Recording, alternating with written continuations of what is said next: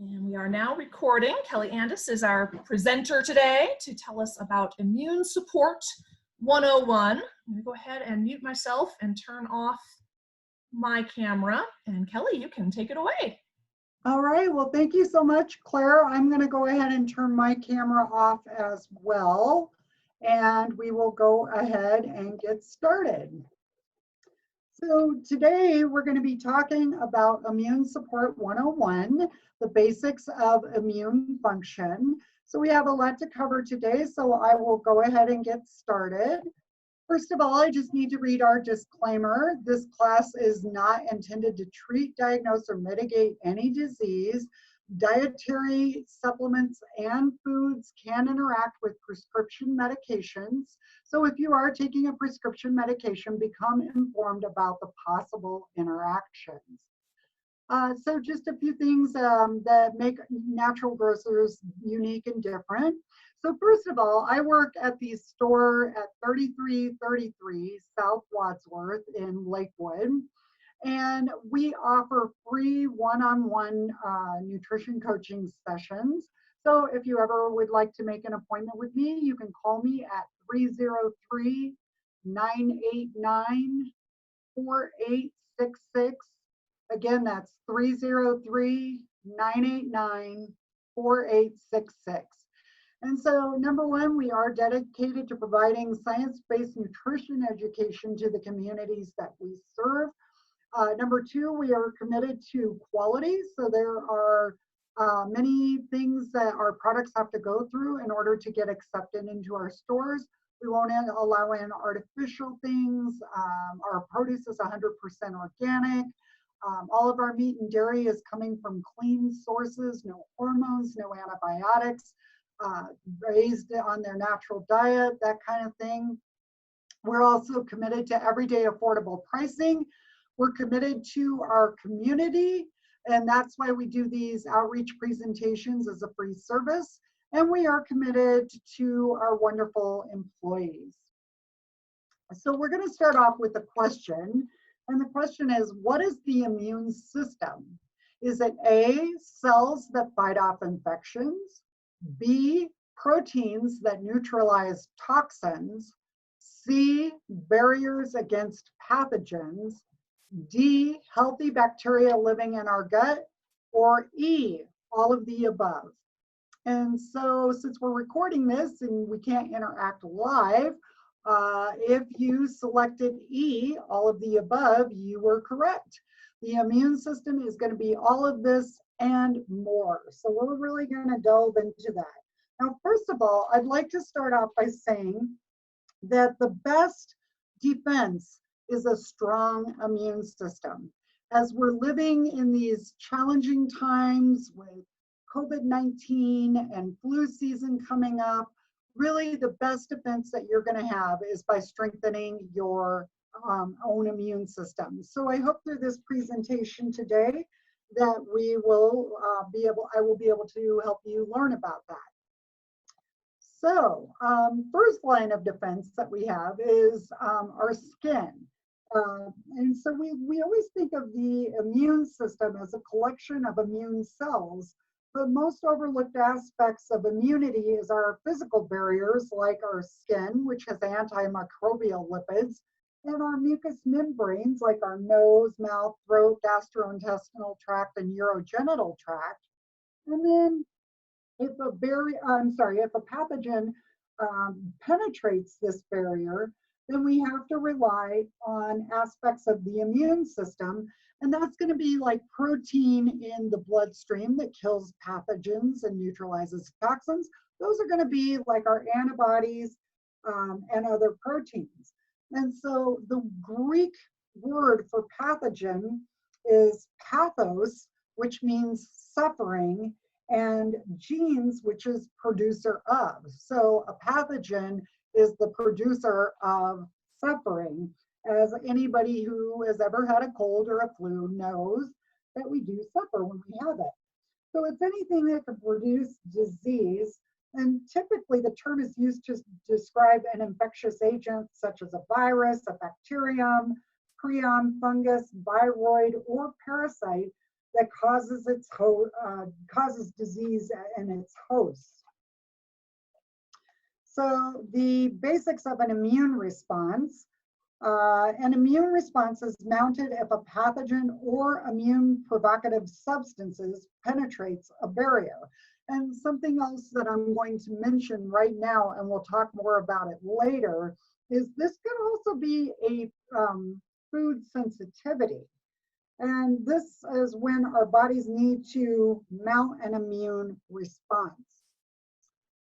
So local immune cells responsible for immunosurveillance are the first responders. So they recognize molecular patterns unique to bacteria and viruses. And then what these first responders do is they recruit more immune cells. So they're notifying the body with dangerous signals that come in the form of inflammation. And once the barrier is penetrated, cells who are constantly floating throughout the body are residing in tissues to provide defense are the first responders. And this is usually the specialized cells that are built to respond quickly to immune challenges. And these cells are specially equipped to be first responders because they possess special proteins known as receptors on their cell surface and inside the cells. So once these patterns have been recognized, local immune cells alert other immune cells to the problem by producing those inflammatory molecules. So this is a slide that shows you what's happening. This is how, so this is the mediators of inflammation. So inflammation is going to allow those immune cells to communicate with one another. So the pro-inflammatory signals are produced early.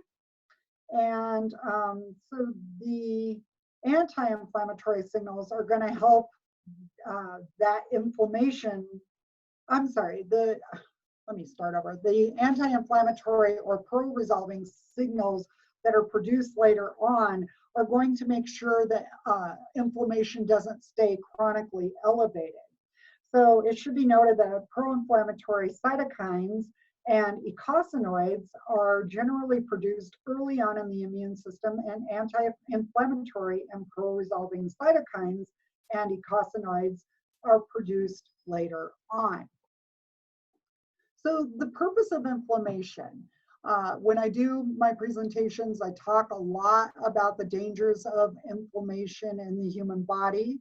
And the reason for that is that inflammation is the main driver of disease. Inflammation drives cancer, it drives heart disease, it drives Alzheimer's, all your itis conditions like arthritis, dermatitis. All of these different things are going to be driven by inflammation. And so, but it does serve a very important job. And so inflammation is going to recruit more immune cells to the site of the infection. So we have phagocytes, which eat and destroy pathogens, mostly bacteria. We have antiviral cells that destroy infected cells. And we have helper cells then notify specialized immune cells that there is a problem. Other physiological changes occur that make the body less conducive to pathogen replication. So it can take 7 to 10 days for these specialized cells to be ready to fight an infection.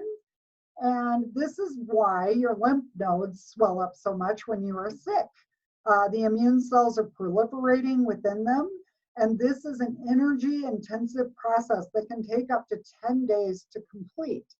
And then you have specialized cells which orchestrate the attack. They stimulate other immune cells to clear the infection, or they stimulate other cells to make antibodies to clear the infection. And that's when we move into our resolution phase. So once the infection is cleared, immunological memory develops, we start to get tissue rebuilding, inflammation subsides, and that's when we actually start feeling better, when we get into that resolution phase. So when we have immune dysfunction, that's when the immune system is not responding properly. It's not resolving the infection. And chronic inflammation, this is inflammation that stays chronically elevated. It doesn't taper off after the immune response is finished. Then we have an excessive production of free radicals, which can result in chronic inflammation. And chronic inflammation destroys tissues and suppresses the immune system. Now, this is important to understand because this is where we can start to develop an autoimmune condition. So there's over 150 different autoimmune conditions now that people are coming down with more and more. That's where we're going to talk a little bit more about what happens in autoimmune conditions, but that's when the body is no longer recognizing things that are safe as safe. And so the immune system mounts an attack, and this leads to autoimmune disease. So think of things like rheumatoid arthritis, celiac disease, Crohn's disease, inflammatory bowel disorders.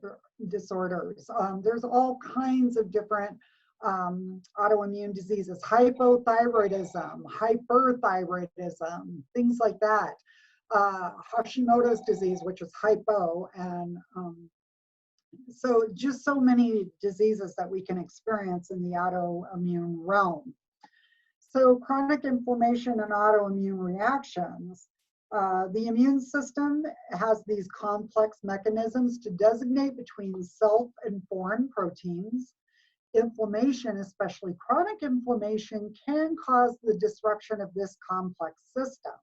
And then you have the inability to separate self proteins from non-self protein, and that leads to the autoimmune disease.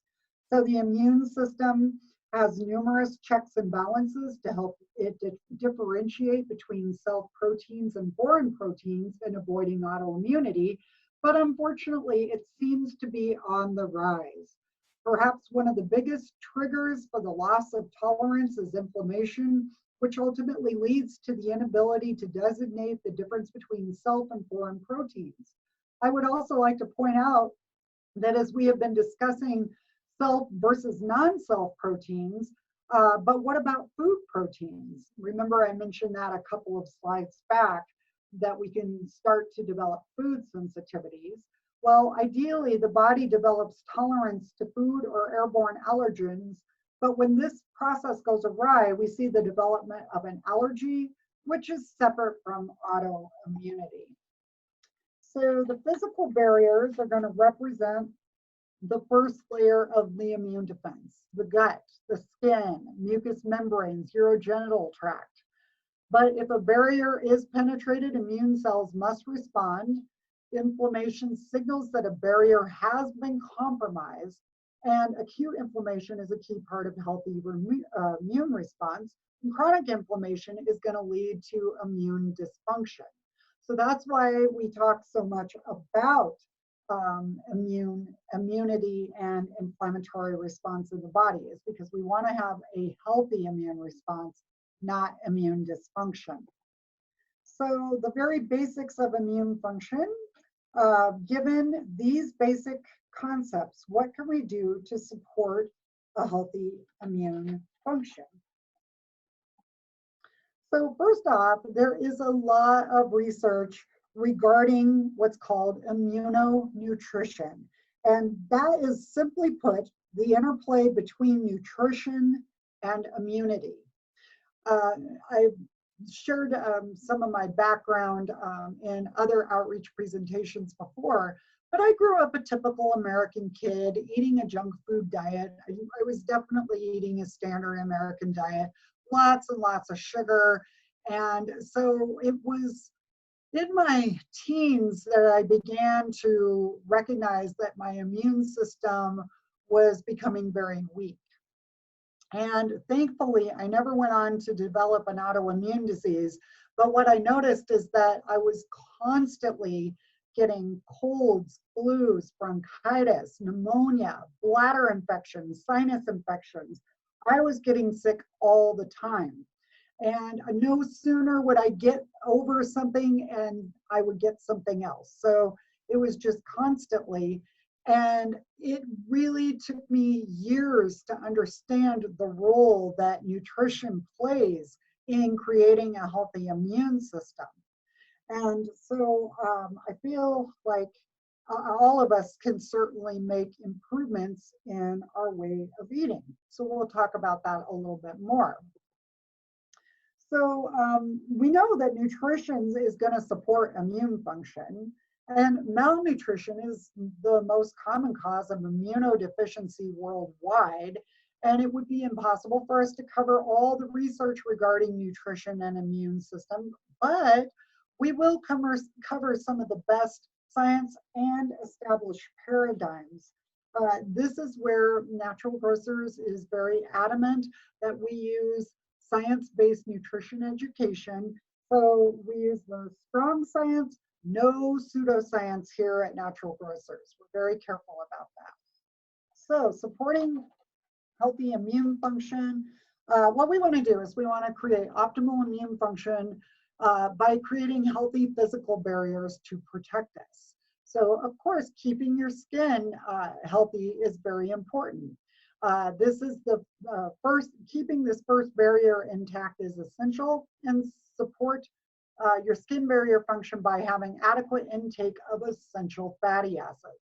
So when you hear the word essential, what that means is that you must get that from your food or your supplements, because your body is not able to make that nutrient on its own. So like when you hear essential amino acids or essential fatty acids, that's what that means. You have to get it through your diet or your supplements.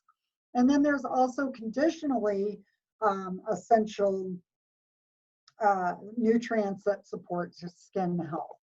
And conditionally essential nutrients that become depleted under conditions of severe physiological stress, and these are going to need to be replaced. So some of these things that we want to look at for supporting our physical barriers that are considered conditionally essential is arginine. Arginine is a precursor to proline, which is used for collagen synthesis, and it supports nitric oxide production. So another wonderful and important thing that this provides, arginine supports healthy blood pressure because it's a precursor to your body's production of nitric oxide. And then, of course, vitamin C. So studies show supplementation after severe stress or injury results in improved wound healing time and increased collagen deposition. Collagen, of course, is so important for hair, skin, nails, bones, joints. I'm a big fan of collagen. I take it for all of those reasons, but of course it really does help keep our skin barrier strengthened. So a randomized double-blind placebo-controlled trial found an antioxidant blend, vitamin C, E plus zinc, decreased time of wound healing by reducing oxidative stress. And the other thing that we want to talk about with supporting the health of our physical barriers is the gastrointestinal tract, and because that's your major barrier against pathogens. So looking at things like probiotics, that's the healthy bacteria that limit growth of undesirable bacteria, and it supports the health of our cells. You've also got what's called prebiotics, and prebiotics are the food for healthy bacteria. And then an important amino acid that I am a big fan of is glutamine. Glutamine is used as a fuel source by the intestinal cells and promotes replacement of damaged cells with healthy cells. Glutamine does so much more than that. Glutamine, besides helping support the mucosal lining of your intestines, it also is a great thing to start taking around the holidays because it has a nice ability to curb some of the cravings for sugar, carbs, and alcohol. So I really like it for that reason. Plus, it also helps with healthy muscle function. So you get a lot of benefits out of these various supplements, and glutamine happens to be an amino acid. So certain foods and alcohol damage this barrier, the gut barrier, allowing bacteria and food particles to cross the barrier, and that's going to enhance inflammation. And by the way, this when we get this damage to our gut barrier, that's what we call leaky gut syndrome. And uh, uh, various things besides alcohol can cause this. So, for example, gluten, dairy, soy, corn, all of those things can contribute to a leaky gut. Even things like taking an aspirin every single day, what many people call aspirin therapy, can be problematic because aspirin can create, eventually, long-term use of it can create a leaky gut. And so that's something, if you have any questions, you can always feel free to call me and we can talk about that. So the upper respiratory tract is defended by a mucous membrane containing antimicrobial proteins and IgA. And so airborne pathogens commonly attack this part of the body, influenza and the common cold. And, you know, with the coronavirus going around, that would be another one that attacks the respiratory system. And it's also important to know that many common cold viruses are coronaviruses. And this is very interesting. In people taking zinc, their cold symptoms are also less likely to persist beyond 7 days of treatment. When using zinc lozenges, not as a syrup or tablet, the likely benefit has to be balanced against the side effects, which is notably a bad taste and nausea. So if you take zinc and it upsets your stomach, just make sure that you're taking it with food. And that really greatly helps that issue. So the upper, let's see here, sorry about that. Let me go down to the study shows zinc lozenges or syrup or pills, you can certainly include that too, supports immune function in the mouth, nasal passage, throat, and upper respiratory tract. And the lozenges may leave an astringent taste in your mouth, and that's a sign that it is working.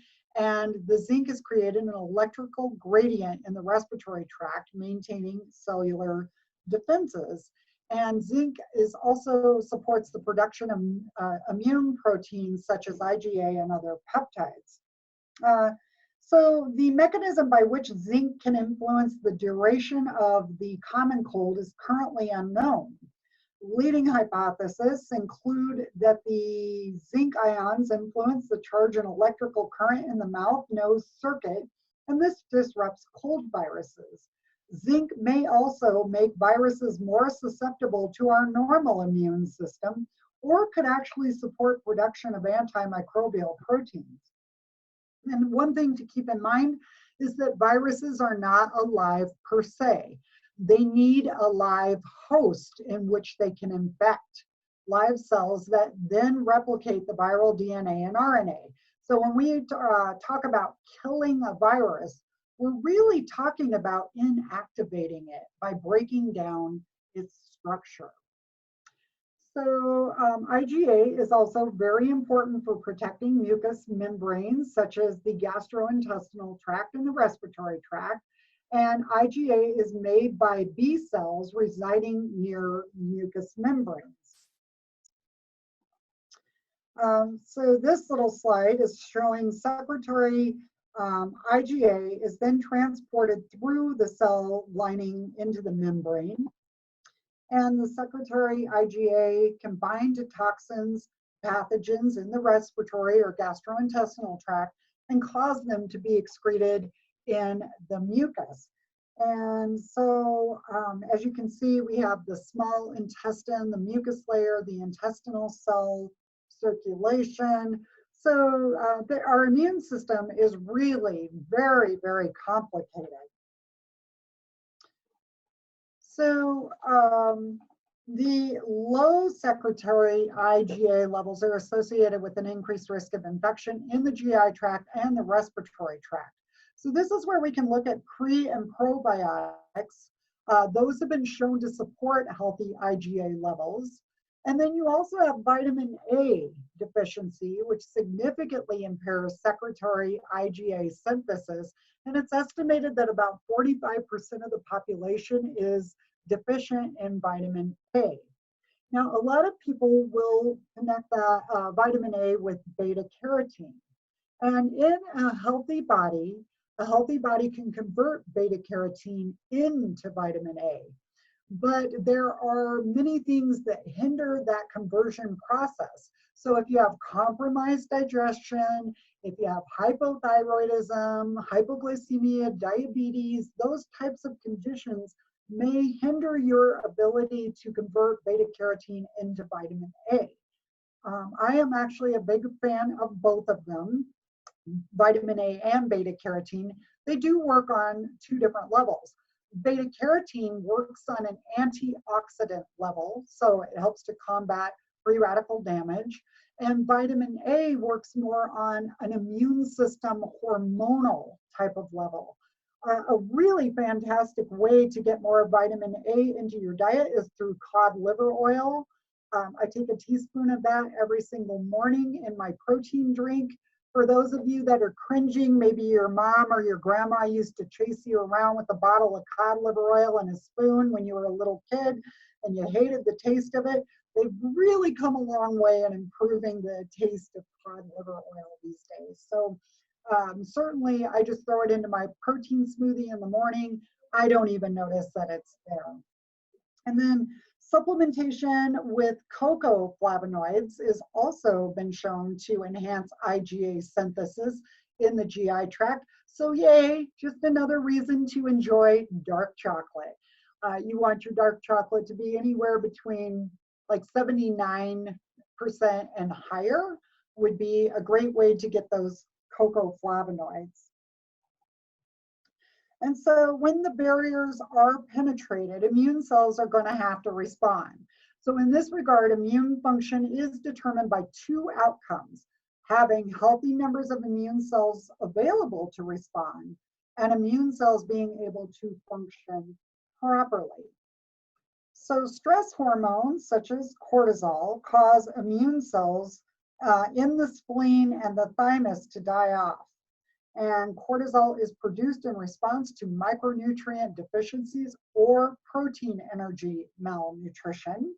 And according to data from NHANES, 93% of the population do not meet the estimated average requirement for vitamin E, 56% for magnesium, 45% for vitamin A, 31% for vitamin C, 14% for B6, 12% for zinc, plus estimated over 1 billion are deficient in vitamin D worldwide. A multiple vitamin can go a long way in correcting these types of deficiencies, but let me explain to you that quality matters. So I like to use a multivitamin and mineral complex as like an insurance policy. So in addition to eating a healthy diet, we want to take a quality multivitamin and mineral to make sure that we're meeting all of our needs. And especially in this day and age, when so many of us are very stressed out about various circumstances, you know, with the COVID-19 virus and with people losing their jobs and social unrest and everything that's going on. And we've got a lot of people now who are sitting at home watching the news all day, every day, and it's really taking its toll. Your body doesn't know the difference between actually being in danger or watching danger on TV. So with all of the stress that's going on, we definitely need to take in more nutrients rather than less. So when I'm talking about a multivitamin,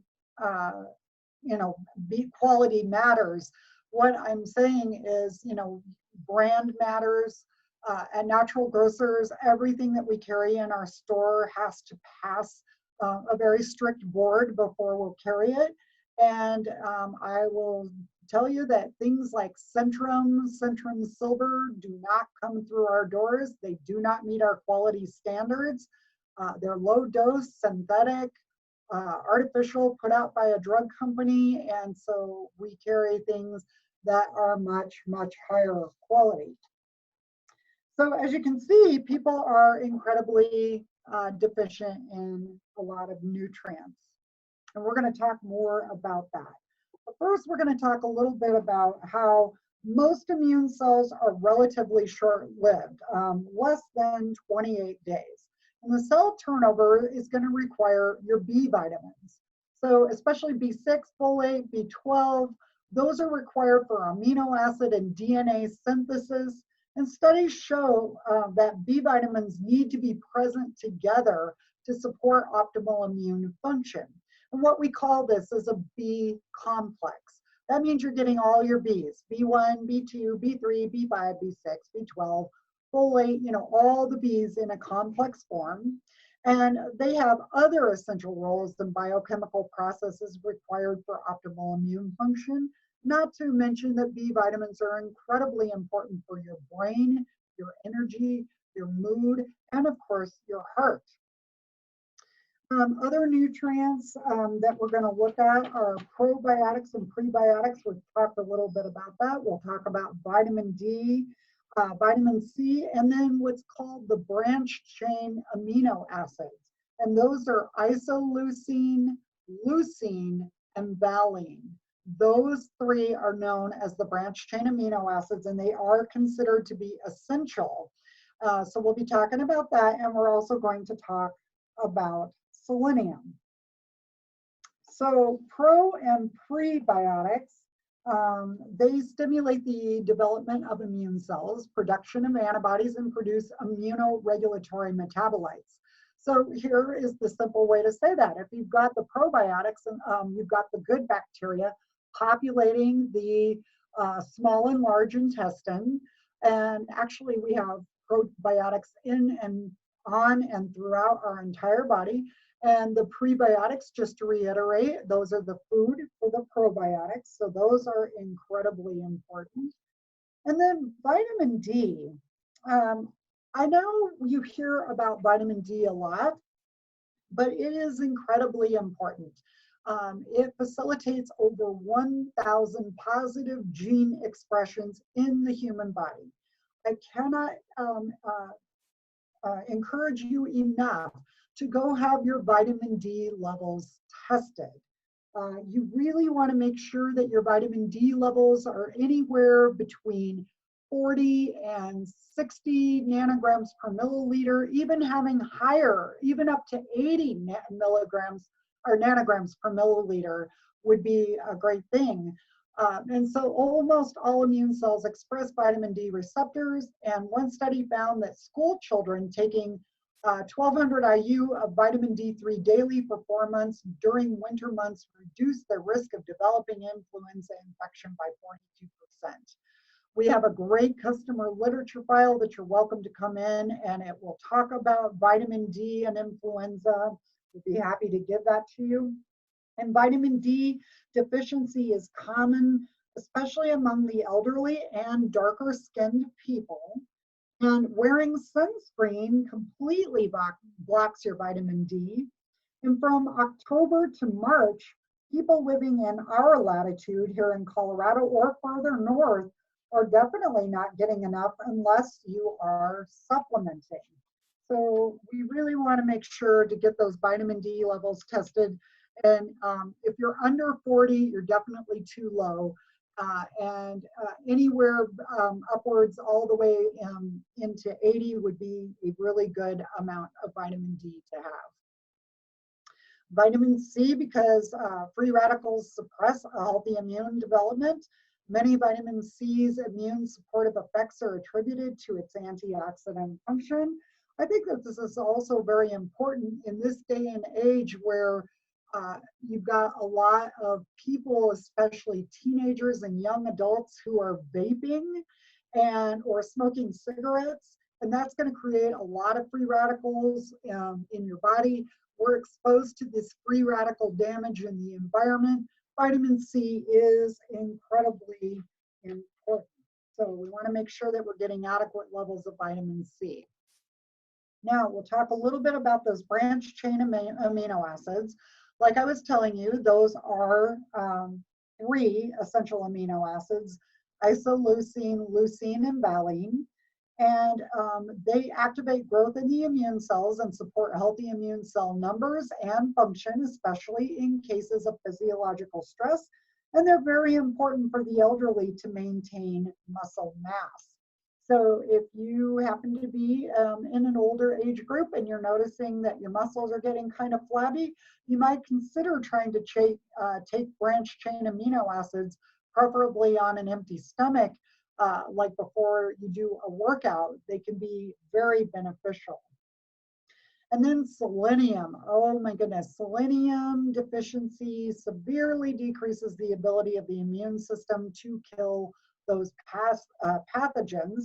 And both because of decreased function of the immune cells and because the pathogens become stronger in selenium deficient hosts. So if you happen to be deficient, that means those pathogens can get very, very strong. Now, selenium, the very important minerals like magnesium and selenium are being depleted in our soils in this day and age. That's another important reason to make sure that you're getting organic fruits and vegetables, because those are grown in healthier soil climates. And the other thing is when we're eating conventional fruits and pesticides, not only are those heavily sprayed with chemical pesticides and herbicides that are toxic to our bodies, but also the issue is that they're using compounds like glyphosate, which takes up space in the soil that selenium and magnesium and other important minerals need. And so those toxic compounds are taking up that space, and our foods are becoming more and more deficient in selenium. So the next thing that we're going to talk about here is mushrooms and immune function.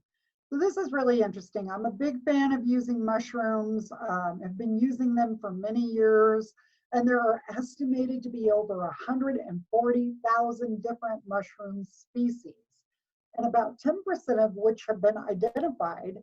Over 700 of these possess pharmacological activity. And the cell wall is made up of glucans. So you've got alpha glucans and beta glucans, and they produce fungal immunomodulatory proteins. So glucans interact with receptors on the immune cells. It supports or modulates the immune function. And most studies show glucans support early stage of immune function that are active during the first 1 to 5 days of the infection. I like to have these things on hand. And what I do is I'll have, like say 4 different immune formulas on hand, and I rotate through a different one each week. So like 1 week, I will be taking the mushroom formula. And the next week I'll be taking, say, like Source Naturals Wellness formula. Another week I might be doing olive leaf or oil of oregano or colloidal silver. And so I rotate through these different immune formulas, first of all, to keep my immune system, always on the alert and keep it strong and healthy. But then I do take certain nutrients every single day, like vitamin D and vitamin C, zinc, selenium. Those are things that I take on a daily basis and then rotate through my immune formulas. And a lot of people will say, well, how much vitamin D should I take? Well, it really depends on your levels, which is why you want to make sure that you go have those tested. Typically, what I do is I will take about 2,000 IUs during the spring and summer and 5,000 IUs in the fall and winter. But again, go have your levels tested, and whichever one you buy, follow the directions on the label. So studies show that glucans support immune function during an infection with Staphylococcus aureus and E. coli, Candida albicans, and the influenza virus.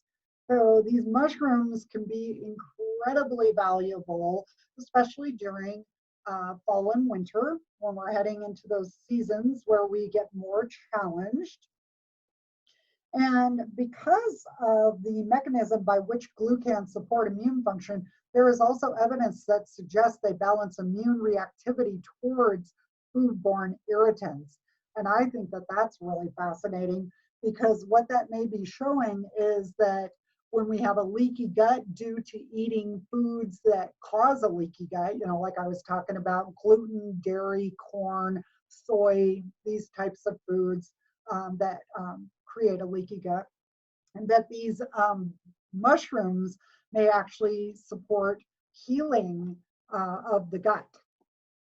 So I thought that this was a very interesting one. A study performed across 39 medical centers across the United States found perioperative administration of beta glucans reduced serious post-operative infections and death by 39% after high-risk surgery.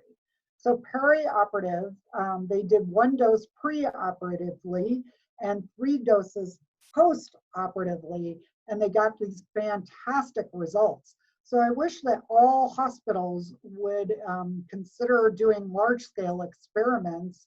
But I think, you know, the fact that it was done in 39 medical centers in the United States, that is an excellent sample size there, that they could see those kinds of good rates.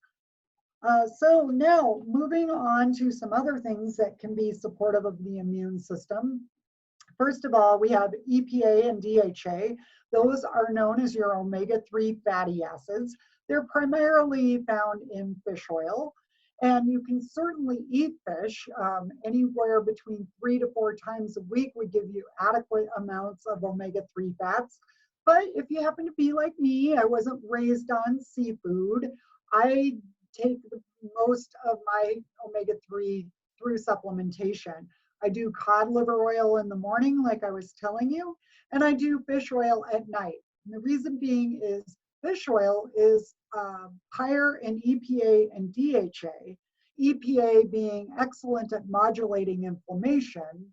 And so those are higher, the fish oil is higher in EPA and DHA, but the cod liver oil, it's a little bit lower in EPA and DHA, but it's cod liver oil has naturally preformed vitamin A and vitamin D found within the cod liver oil.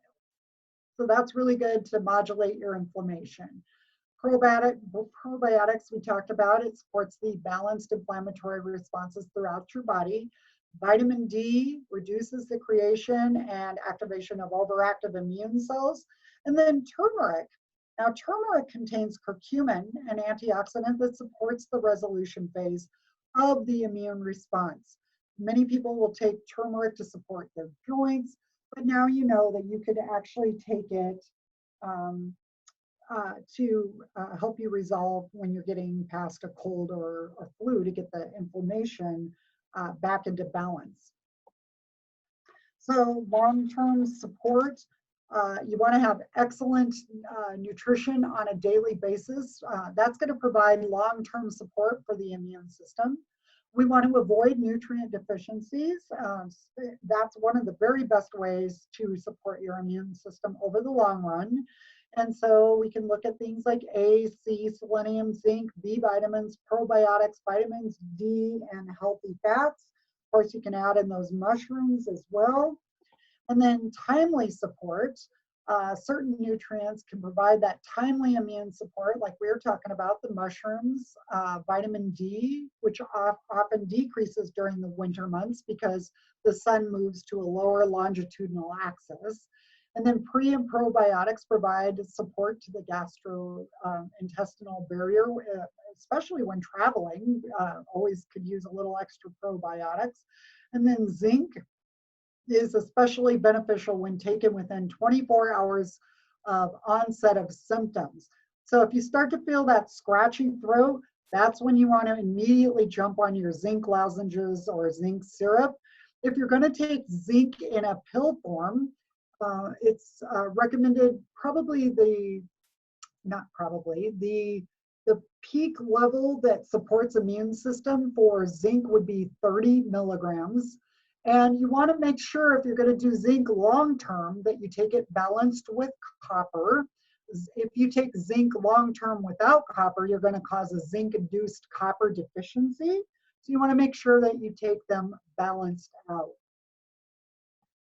And so some books that we offer, you can look at the list there. We have the best supplements for your health, the Heal Your Gut cookbook, autoimmune paleo cookbook, the vitamin D solution, the Walls Protocol, anti-inflammation zone, and the paleo approach. All of those are excellent books. We also have lots of different customer literature files. Those are always free. You just come on into the store and pick those up. So that is the end of our presentation. So let me see if I can pull up. Sorry, I'm looking for my way. Here we go. Claire, are you out there? I'm looking to bring the camera back. There we go.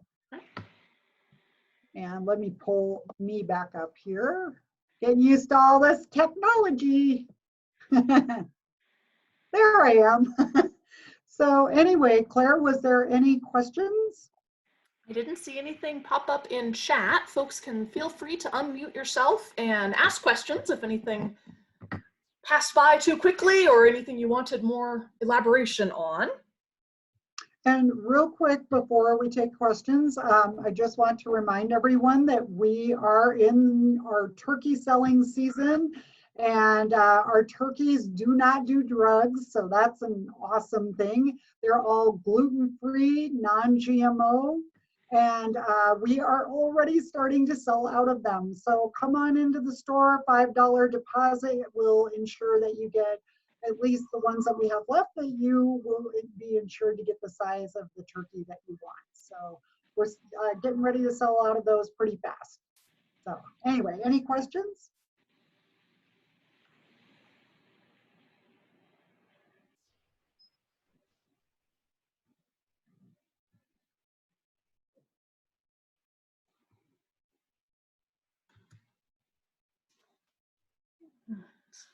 I don't see any hands going up or any questions coming in chat, so I think we must have filled them up with all the knowledge they need.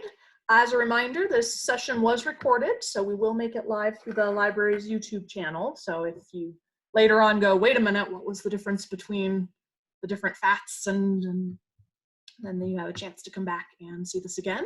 And as Kelly mentioned, she is always available for the nutrition consultations with customers, so feel free to give her a call. All right. Well, Claire, I just want to thank you and those that participated in the outreach presentation today. Just want to thank you all for taking time out of your busy schedules to come and listen to me. We appreciate you so much, and hope you have a great rest of your day. It looks beautiful outside, so get out and get some sunshine and fresh air. Sounds good. Thanks so much, Kelly, and thank you all for joining us today. All right, thank you. Bye-bye. Thanks. Bye. Oh, Kelly, it looks like we did have one question come in chat. Yes. Do you recommend zinc daily, and if so, how much? Oh, sure. So actually, we're not allowed to say how much, and the reason for that is that would come across as prescribing. So we have it ranging anywhere from 5 milligrams on up to 50 milligrams.